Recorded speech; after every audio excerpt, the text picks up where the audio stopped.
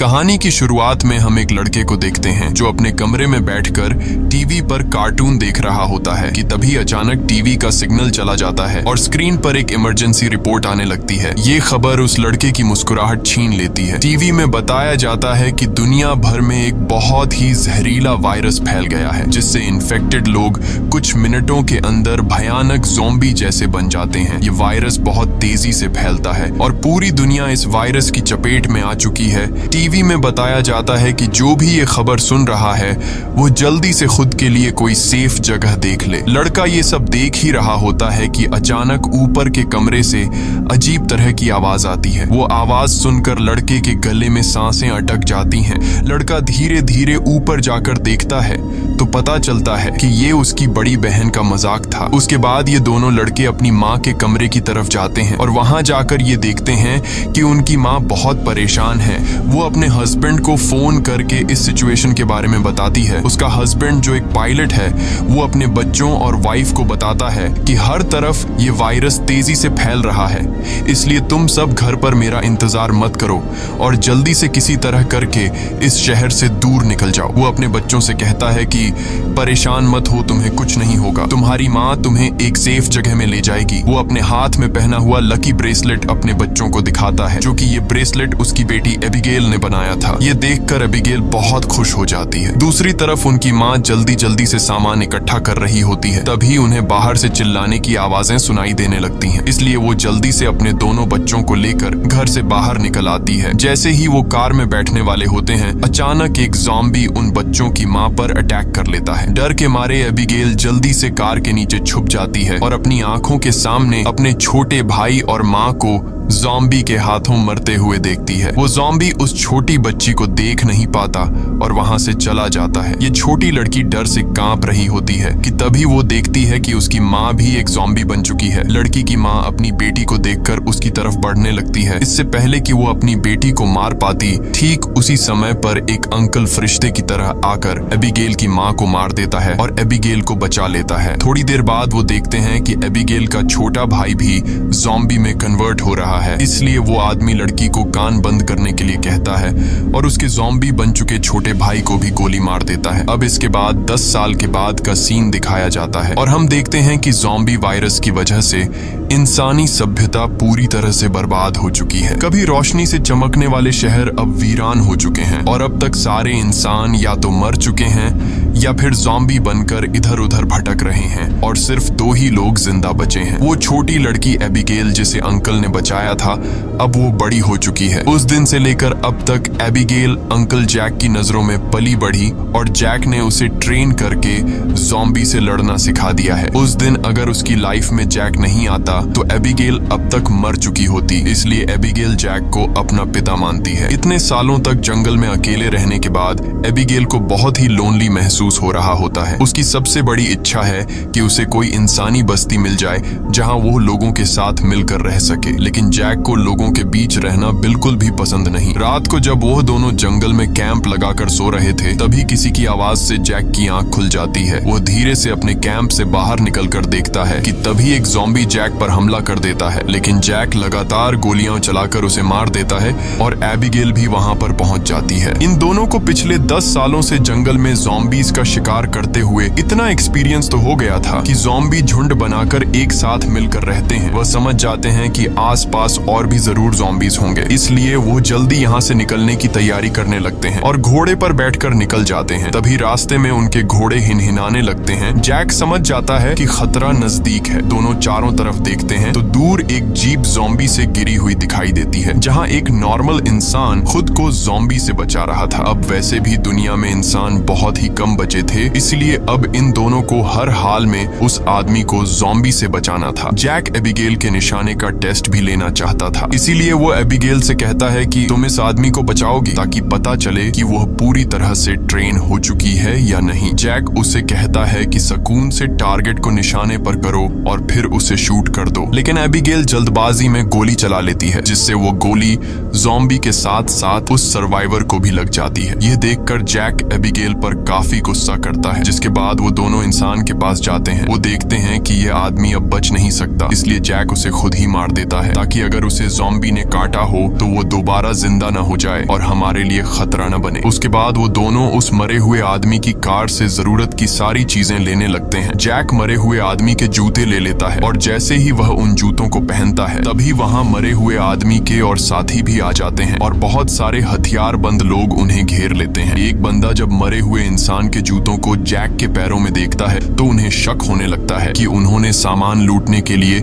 उनके साथी को मारा है। जब ये लोग जैसे ही इन दोनों को मारने लगते हैं तभी एक प्रेग्नेंट लेडी कार से उतरती है और अपने साथियों से इन दोनों को छोड़ने के लिए कहती है। तभी काला घोड़ा फिर से इन्हें वार्निंग देता है और अगले ही पल दूर जंगल से तेज आवाजें आने लगती हैं। बहुत सारे ज़ॉम्बी तूफान की तरह चारों तरफ से उनकी ओर बढ़ने लगते हैं। वो लोग इतने तेज रफ्तार से आते हैं कि उन्हें भागने का मौका नहीं मिलता, इसलिए हथियार निकालकर वही मुकाबला करते हैं। यहाँ सबके पास हथियार तो थे मगर ज़ॉम्बी की तादाद काफी ज्यादा थी, इसलिए वो एक एक करके ग्रुप के बहुत से लोगों को काट लेते हैं। बचे हुए लोगों के पास छुपने की कोई जगह नहीं होती और जल्द ही यह बहुत ही कम लोग बच जाते हैं। एक मजबूत आदमी बदकिस्मती से ज़ॉम्बी के काटने का शिकार हो जाता है, इसलिए वह खुद को गोली मारना चाहता है लेकिन उसके बंदूक में गोलियां खत्म हो जाती हैं। अब उन्हें पता चल चुका था कि वो उनसे लड़ नहीं पाएंगे, इसलिए एबिगेल प्रेग्नेंट लेडी को लेकर गाड़ी में बैठाती है। गाड़ी में प्रेग्नेंट लेडी का हस्बैंड भी बैठा होता है और जैक गाड़ी स्टार्ट करके जल्दी से वहां से निकल जाते हैं। पूरे ग्रुप में अब ये सिर्फ 4 लोग ही बचे थे, बाकी सब ही ज़ॉम्बीज के शिकार हो चुके थे। एक काले चेहरे वाला ज़ॉम्बी अपने साथियों को मरा हुआ देखकर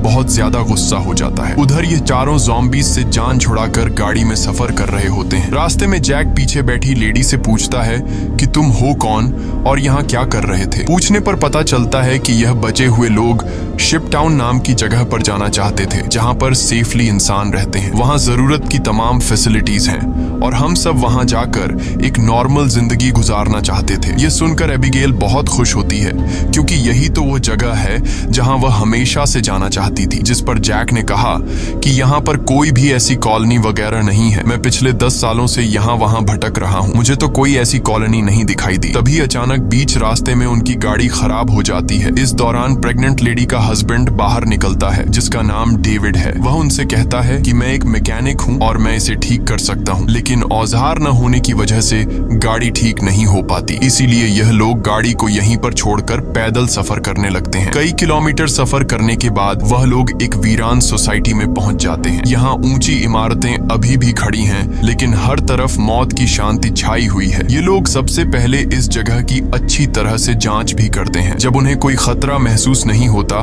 तो यह लोग रात यहाँ गुजारने का फैसला करते हैं। रात को वह लोग आग जलाकर खाना पकाते हैं। एबिगेल शिपटाउन नाम के उस जगह पर जाने के लिए बहुत बेताब थी। वह उस प्रेग्नेंट औरत से उस जगह के बारे में बातचीत करने लगती है। प्रेग्नेंट औरत उससे बताती है कि हमारा पहले से उस शिपटाउन में रहने वाले लोगों के साथ रेडियो पर कांटेक्ट हो चुका है। वह एक बहुत ही खूबसूरत जगह है जहां हम आजादी से रह सकते हैं। ये बातें सुनकर एबिगेल की आंखों में चमक उठी। दूसरी तरफ जैक बाहर चारों ओर जाल बिछा देता है ताकि अगर वह लोग सो भी जाए तो खतरा करीब होने पर फौरन पता चले। जैक अंदर आकर एक मैप निकालता है और सबको समझाता है कि वो मेगन और डेविड को कुछ दूर तक पहुंचाएगा और उसके बाद दोनों अलग अलग रास्ते पर चले जाएंगे। लेकिन एबिगेल जैक के इस फैसले से खुश नहीं थी। वह जैक के पास जाकर उससे बहस करती है कि डेविड अपनी प्रेग्नेंट वाइफ को उस जगह तक सेफली नहीं पहुंचा पाएगा, इसलिए हमें उनके साथ चलना चाहिए। जैक कहता है हमें समझदारी से काम लेना चाहिए। देखो,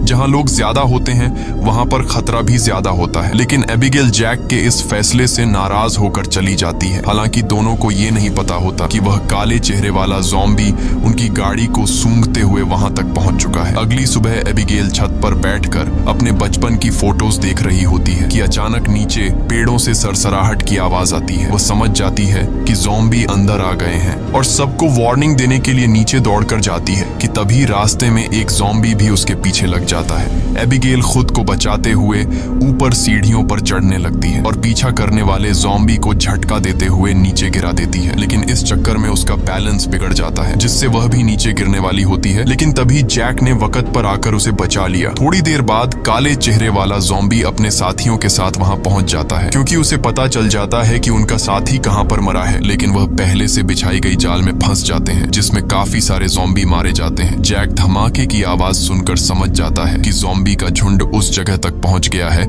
जहां हम कल रात ठहरे थे और ज़ॉम्बी अभी तक उनका पीछा कर रहे हैं। लेकिन अच्छी बात ये थी कि ये लोग उस जगह को छोड़कर वहां से आगे निकल चुके थे। तभी रास्ते में एबिगेल को याद आता है कि थोड़ी दूर पर एक छोटा सा हवाई अड्डा है जहां पर मेरे फादर काम किया करते थे। शायद वहां कुछ हवाई जहाज बचे हों जिससे हम आसानी से शिप टाउन तक पहुंच सकते हैं। लेकिन जैक कहता है कि अगर हम एयरपोर्ट गए तो वह एक खुली जगह है और अगर वहां ज़ॉम्बीज ने घेर लिया तो वहां हमारे पास जान बचाने का कोई रास्ता नहीं होगा और मुश्किल है कि हमें वहां एरोप्लेन भी मिल जाए। लेकिन एबिगेल के बार बार कहने पर वह वहां जाने के लिए मान जाता है, जिसके बाद ये लोग एयरपोर्ट आ गए। लेकिन यहाँ पर कोई भी एरोप्लेन नहीं था। जैक कहता है, देखा, मैंने कहा था यहाँ पर कोई भी एरोप्लेन नहीं होगा। लेकिन जब वह लोग वहां पर एक छोटे से गराज में पहुंचते हैं तो गराज का दरवाजा खोलते ही लकीली वहां उन्हें एक छोटा एरोप्लेन मिल जाता है। ये देखकर ये लोग बहुत खुश हो जाते हैं क्योंकि अब उनका शिप टाउन तक पहुंचने का रास्ता आसान हो गया। लेकिन ये हवाई जहाज बहुत दिनों से इस्तेमाल नहीं हुआ था, इसलिए मैकेनिक डेविड कहता है कि उसे ठीक करने की जरूरत है। ज्यादा नहीं, मैं उसे 10 से 15 मिनट के अंदर ठीक कर दूंगा। जब तक डेविड एरोप्लेन को ठीक करता तब तक जैक और एबिगेल एयरपोर्ट में कुछ काम की चीजें ढूंढने लग जाते हैं। तभी डेविड दूरबीन से देखता है कि दूर से बहुत सारे ज़ॉम्बीज आ रहे हैं जो बहुत जल्द एरोप्लेन तक पहुंच जाएंगे। वह लोग दौड़ कर आते हैं और उन दोनों को वार्न करते हैं कि हमें जल्दी से एरोप्लेन को स्टार्ट करना होगा, नहीं तो ज़ॉम्बी यहाँ पहुंचकर हमें मार देंगे। एबिगेल जल्दी से पायलट की सीट पर बैठ जाती है, वहां पर मौजूद बुक्स को रीड करती है। उसके फादर पायलट थे, इसलिए उसने अपने फादर से एयरप्लेन को कंट्रोल करने की थोड़ी बहुत जानकारी सीखी थी। और जैक ज़ॉम्बीज को शूट करके उन्हें रोकने की कोशिश करता है। एबिगेल जैसे तैसे करके एरोप्लेन को स्टार्ट कर लेती है, लेकिन तब तक बहुत देर हो चुकी थी। वहां बहुत सारे ज़ॉम्बी रनवे तक पहुंच जाते हैं। उनकी रफ्तार काफी तेज थी और उनमें से एक ज़ॉम्बी एरोप्लेन के दरवाजे तक पहुंच भी जाता है, लेकिन जैक उसे गोली मारकर एरोप्लेन को उसे छुड़ा लेता है और एबिगेल जहाज के कंट्रोल को समझ जाती है। इस तरह से ये लोग जहाज को टेक ऑफ कर लेते हैं। हवाई जहाज में बैठे सभी लोग बहुत खुश हैं क्योंकि वो जल्द ही सीधे शिप टाउन पहुंच जाएंगे। लेकिन ये खुशी थोड़ी ही देर की मेहमान थी। जैसे ही ये लोग थोड़ा सा आगे गए तो अचानक जहाज के इंजन में से धुआं निकलने लगा क्योंकि ये जहाज पिछले 10 सालों से हवा में सफर नहीं कर पाया था, इसीलिए इसका इंजन ब्लास्ट हो जाता है और प्लेन नीचे की तरफ जाने लगा। जैक समझदारी से काम लेते हुए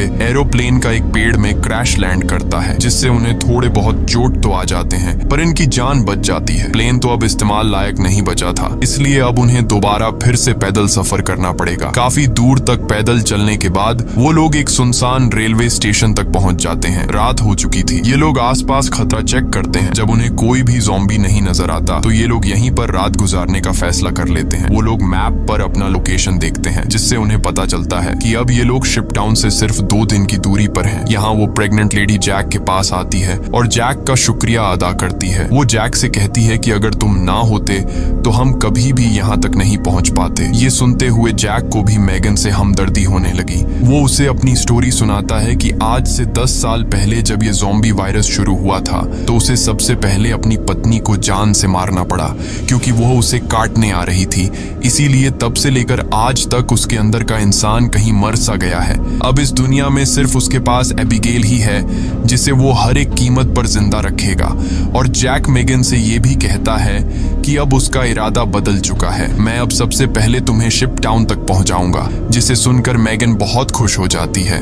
दूसरी तरफ हम देखते हैं कि मेगन का हस्बैंड डेविड अपने सर पर गन रखकर खुद को मारने की कोशिश करता है। दरअसल उसके पैर में एक ज़ॉम्बी ने काट लिया था, लेकिन अभी तक डेविड ज़ॉम्बी नहीं बना था क्योंकि वो घाव बहुत ही छोटी है, इसीलिए उसके ज़ॉम्बी बनने की रफ्तार काफी स्लो चल रही है। अब उसने फैसला किया कि वो अपनी पत्नी मेगन को इस शिप टाउन तक पहुंचाकर खुद को उससे दूर कर लेगा। अगली सुबह ये चारों फिर से अपना सफर जारी रखते हैं। तब रास्ते में जैक को डेविड की हरकतें कुछ अजीब लगने लगती हैं। जैक समझ गया कि ये इन्फेक्टेड है, इसीलिए वह उसे पकड़कर एक खाली जगह में ले जाता है जहां उसकी वाइफ और एबिगेल नजर नहीं आती। वो डेविड की पैंट को ऊपर करता है और उसे ज़ॉम्बी का काटा हुआ निशान नजर आ जाता है। अब जैक को ये बात कंफर्म हो चुकी थी कि डेविड जल्द ज़ॉम्बी बनने वाला है। जैक उससे कहता है कि बताओ तुम खुद से मरना पसंद करोगे या फिर मैं मारूं। डेविड कहता है मैं किसी को नुकसान नहीं पहुंचाऊंगा और अगर ऐसी नौबत आ भी गई तो मैं खुद को ही मार दूंगा। इसीलिए वो डेविड को छोड़ देता है। चलते चलते रात हो जाती है और आगे उन्हें एक घर दिखाई देता है। जैक बंदूक तान कर आगे बढ़ने लगता है। तभी अचानक एक तेज लाइट चमकती है और उन्हें स्पीकर के जरिए से कहा जाता है कि अपनी वेपन्स नीचे रख दो वरना गोलियों से छलनी कर दिया जाओगे। अब उन्हें पता चल जाता है कि अंदर कोई इंसान ही है। एबिगेल आगे बढ़ती है और कहती है कि हमारा यहाँ आने का मकसद किसी को नुकसान पहुंचाना बिल्कुल भी नहीं है, बस हमें मदद चाहिए। तभी उस घर का मालिक बाहर आता है। वो कहता है कि तुम लोगों को यहाँ ढेर सारा खाना और रात गुजारने दिया जाएगा, मगर एक शर्त पर, तुम सबको अपनी बंदूकें बाहर ही छोड़नी होंगी। जब ये लोग अपने वेपन्स बाहर छोड़ देते हैं तो वो आदमी उन्हें घर के अंदर ले जाता है। ये आदमी सबको घर के अंदर वेलकम करते हुए बताता है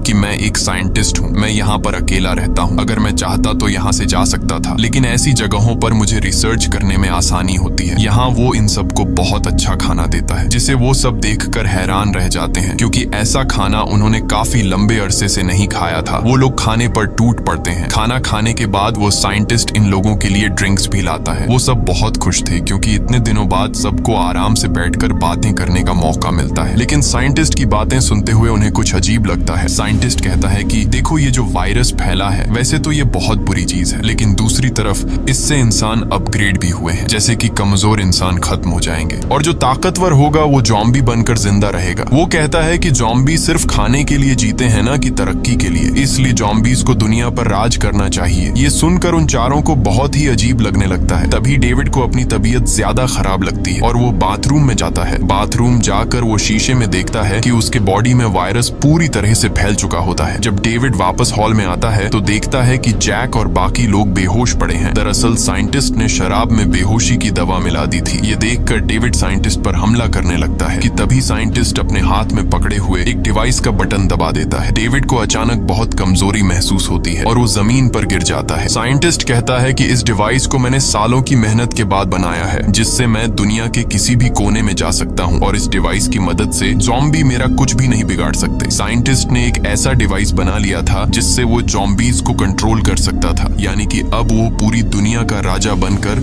सबको अपने इशारों पर नचवाएगा। उसके बाद डेविड बेहोश हो जाता है और जब डेविड को दोबारा होश आता है तो वो देखता है कि उसे और उसके साथियों को बांध दिया गया है और अब साइंटिस्ट उन चारों पर एक्सपेरिमेंट करने वाला है। ये सब करने के बाद साइंटिस्ट कहता है कि क्या तुम लोग मेरी वाइफ से मिलना चाहोगे। उसके बाद हम साइंटिस्ट की वाइफ को देखते हैं, जो कि एक ज़ॉम्बी थी और साइंटिस्ट ने उसे पिंजरे में बंद कर रखा था और वो इंसानों को पकड़कर उसे खिलाता था। ये डिवाइस भी साइंटिस्ट ने अपनी बीवी पर एक्सपेरिमेंट करके बनाई थी। साइंटिस्ट जब पिंजरे का दरवाजा खोलता है तो उसकी वाइफ सबसे पहले उसी पर अटैक करने लगती है, लेकिन साइंटिस्ट उसे कंट्रोल करके उन चारों की तरफ भेज देता है। वो जैक पर हमला कर देती है, लेकिन वो उसे लात मारकर पीछे धकेल देता है। लेकिन तभी डेविड वायरस की ताकत से रस्सी तोड़ देता है और अपने बाकी साथियों को भी छुड़ा देता है। घर का मालिक खतरा भांप कर तुरंत भाग जाता है। उसके बाद वो चारों भी अपना सामान लेकर जल्दी से बाहर निकल आते हैं। लकीली बाहर उन्हें साइंटिस्ट की गाड़ी मिलती है और ये चारों उसी में बैठकर जंगल की तरफ निकल जाते हैं। लेकिन साइंटिस्ट हार नहीं मानने वाला था। वो अपने डिवाइस के जरिए ज़ॉम्बी के झुंड को कंट्रोल करके उनका पीछा करवाता है। जैक गाड़ी की स्पीड को बढ़ाकर ज़ॉम्बीज को काफी पीछे छोड़ देता है, लेकिन आगे का रास्ता बंद था। अब उनके पास पैदल जाने के अलावा और कोई चारा नहीं है। थोड़ा सा आगे पैदल चलने के बाद ज़ॉम्बी दोबारा उन तक पहुंच जाते हैं। डेविड जान जाता है कि उसके पास ज्यादा वक्त नहीं है, वो कुछ ही देर बाद ज़ॉम्बी बन जाएगा, इसलिए वो उन लोगों से आगे बढ़ने को कहता है और खुद पीछे रहकर ज़ॉम्बी को रोकने का फैसला करता है। लेकिन उसकी वाइफ उसे जाने नहीं देना चाहती थी, जिस पर डेविड कहता है कि तुम्हें हमारे बच्चे के लिए जिंदा रहना होगा और ये सब मैं अपने आने वाले बच्चे के लिए कर रहा हूँ। उसके बाद डेविड ज़ॉम्बी से लड़ पड़ा और बड़ी बहादुरी से उनका सामना करने लगा। काफी देर तक वो ज़ॉम्बी उसको रोक लेता है और उसके साथी ज़ॉम्बी से काफी दूर चले जाते हैं, लेकिन तभी एक ज़ॉम्बी आकर डेविड को मार देता है। जैक मेगन को गोद में लेकर आगे की तरफ बढ़ता है और फाइनली ये लोग उस जगह तक पहुंच जाते हैं जहां पर इंसानों की बस्ती थी। एबिगेल मदद मांगने के लिए चिल्लाने लगती है क्योंकि उनके पीछे बहुत सारे ज़ॉम्बी थे। ऊपर टावर पर बैठे 2 पहरेदारों ने उन्हें देख लिया और वो अब स्नाइपर से ज़ॉम्बीज को शूट करके उन्हें कवर देने लगे। जल्द ही उन लोगों के लिए एक बोट भी भेजी जाती है और ये तीनों उस बोट में बैठकर शिप टाउन के अंदर पहुंच जाते हैं। काले चेहरे वाला ज़ॉम्बी अपने साथियों को आगे बढ़ने से रोकता है क्योंकि आगे पानी का रास्ता है और वो उसे पार नहीं कर सकते थे। दूसरी तरफ मेगन की डिलीवरी होने वाली थी और उसे तुरंत इलाज की जरूरत थी। अच्छी बात यह है कि यहाँ डॉक्टर और हॉस्पिटल की फैसिलिटी भी मौजूद थी। अगली सुबह हम देखते हैं कि इस जगह को कई बड़े जहाजों से जोड़कर एक टाउन बनाया गया है जिसके चारों तरफ पानी है। जैक एबिगेल से कहता है कि अब हमें यहाँ से जाना चाहिए, लेकिन एबिगेल ने यहीं रहने का फैसला कर लिया है। उसे लोगों के बीच रहने में बहुत मजा आ रहा है। इसी बात पर दोनों में बहुत झगड़ा होता है तभी एक डॉक्टर आती है और बताती है कि मेगन ने एक बेटी को जन्म दिया है, लेकिन खून ज्यादा बहने की वजह से वो शायद ज्यादा दिन नहीं जी पाएगी। ये सुनकर जैक का मन उदास हो जाता है। वह जल्दी से हॉस्पिटल के कमरे में जाता है। मेगन बहुत कमजोर हो चुकी है और वह अपनी बेटी को जैक के हवाले करना चाहती है और वह चाहती है कि वह भी एबिगेल की तरह बड़ी हो। जैक को अपनी मरी हुई वाइफ की याद आती है और मेगन की बेटी को अपने पास रखने के लिए तैयार हो जाता है। इधर एबिगेल एक हैंडसम लड़के के साथ एंजॉय कर रही होती है। उसने कभी सोचा भी नहीं था कि इतने सारे लोग एक साथ बैठकर शराब पी सकते हैं और खूबसूरत संगीत पर जमकर नाच गा सकते हैं, इसलिए उसका यहीं रुकने का इरादा और भी पक्का हो जाता है। थोड़ी देर बाद एबिगेल उस हैंडसम लड़के को चुपके से एक कैबिन में जाते हुए देख लेती है। उसे देखकर वह भी अंदर चली जाती है। वहां पहुंचकर वह देखती है कि ये कैबिन पूरी तरह से तारों और बमों से भरा हुआ है। वहां एक वायरलेस स्विच भी लटका हुआ होता है। जैसे ही वह उस स्विच को टच करती है तभी वह लड़का भाग कर आता है और बताता है कि उन्होंने शिप टाउन के नीचे बम लगाए हैं। अगर कभी ये जगह खतरे में पड़ती है तो लोग उस रास्ते से भाग जाएंगे और बाहर से इस जगह को उड़ा देंगे। लेकिन दोनों को बिल्कुल भी अंदाजा नहीं होता कि ये दिन इतनी जल्दी आ जाएगा। वह साइंटिस्ट गुस्से में वहां तक भी पहुंच जाता है। वह देखता है कि इन लोगों ने बहुत सारे ज़ॉम्बीज़ को मार दिया है जिनके सहारे वह इस दुनिया पर राज करना चाहता है। वह अपने कंट्रोल डिवाइस के जरिए उस काले चेहरे वाले ज़ॉम्बी राजा को अपने कंट्रोल में कर लेता है। साइंटिस्ट की मदद मिलने के बाद शिप टाउन के नीचे का पानी अब उन्हें नहीं बचा सकता था। बहुत सारे ज़ॉम्बी पानी के नीचे से उन शिप्स पर पहुंच जाते हैं और लोगों पर अचानक अटैक कर लेते हैं, जिनमें से बहुत से लोग मारे जाते हैं। लोगों के बीच हलचल मच जाती है। इधर जैक को भी इस बात का पता चल जाता है कि ज़ॉम्बीज़ ने अटैक कर लिया है। जैक को एबिगेल की चिंता होने लगती है और वह उसे ढूंढने लग जाता है। वह ज़ॉम्बीज़ को मारते हुए आगे बढ़ता है और आखिरकार वह एबिगेल को ढूंढ लेता है। दूसरी तरफ सन की साइंटिस्ट भी शिप पर पहुंच जाता है और एबिगेल को पंच मारकर नीचे गिरा देता है। ये देखकर जैक गुस्से में आकर साइंटिस्ट की तरफ दौड़ने लगता है कि तभी एक ज़ॉम्बी बीच में आकर उसे धक्का देकर नीचे टैंक में फेंक देता है और वहां वह साइंटिस्ट भी पहुंच जाता है और जैक से बदला लेना चाहता है। वह जैक को लात मारकर गिरा देता है, लेकिन जैक को पता था कि साइंटिस्ट से लड़ना फुदूल है, इसीलिए वह साइंटिस्ट पर हमला करके उसके हाथ में लगे डिवाइस को दीवार से मारकर तोड़ देता है। अब साइंटिस्ट के पास ज़ॉम्बीज़ को कंट्रोल करने की पावर नहीं रही, जिसके बाद बूढ़ा साइंटिस्ट जल्द ही ज़ॉम्बी का शिकार बन जाता है। अच्छी बात यह थी कि इस कैंप में पहले से ही भागने का रास्ता बना हुआ था। बहुत सारे बचे हुए लोग सुरंग के रास्ते नदी के दूसरे किनारे पर पहुंच जाते हैं। जब वह बम चालू करने वाले होते हैं तो वह हैंडसम लड़का बटन नहीं दबाता क्योंकि एबिगेल अभी भी शिप पर है। अब जैक और एबिगेल बाहर की तरफ भागने लगते हैं, लेकिन पीछे से ज़ॉम्बी राजा एबिगेल को पकड़ लेता है। तभी जैक तेजी से उस ज़ॉम्बी को लकड़ी से सर पर मार देता है, जिससे वह पीछे गिर जाता है। अचानक एबिगेल की नजर गलती से उस ज़ॉम्बी राजा के हाथ में बंधे ब्रेसलेट पर पड़ती है। ये वही ब्रेसलेट था जो उसने बचपन में अपने हाथों से अपने पिता के लिए बनाया था। वह समझ जाती है कि ये ज़ॉम्बी उसके पिता हैं, लेकिन अब वह इंसान नहीं बल्कि ज़ॉम्बी बन चुका था। यहाँ पर जैक उसे हाथ से पकड़कर जबरदस्ती खींचकर भागने को कहता है। वह हैंडसम लड़का दोनों को भागते हुए देखकर तुरंत वायरलेस रिमोट का बटन दबा देता है और पूरा शिप टाउन राख में बदल जाता है। हालांकि इन सब की लड़ाई भी खत्म नहीं हुई थी। कैंप का सरदार अपनी गर्दन पकड़कर आता है क्योंकि लड़ाई में उसे ज़ॉम्बी ने काट लिया था। वायरस के फैलने से पहले ही काले चेहरे वाले ज़ॉम्बी ने उस पर हमला कर दिया। हैरानी की बात यह थी कि ज़ॉम्बी राजा भी धमाके में बच गया था। जैक तुरंत दौड़कर उस ज़ॉम्बी राजा से लड़ने लग जाता है, लेकिन जैक ज़ॉम्बी राजा के सामने कमजोर पड़ रहा था। इसीलिए एबिगेल जमीन से बंदूक उठाती है और ये जानते हुए भी कि सामने खड़ा ज़ॉम्बी राजा उसका पिता है, लेकिन वह उसे पालने पोसने वाले जैक को मार रहा था।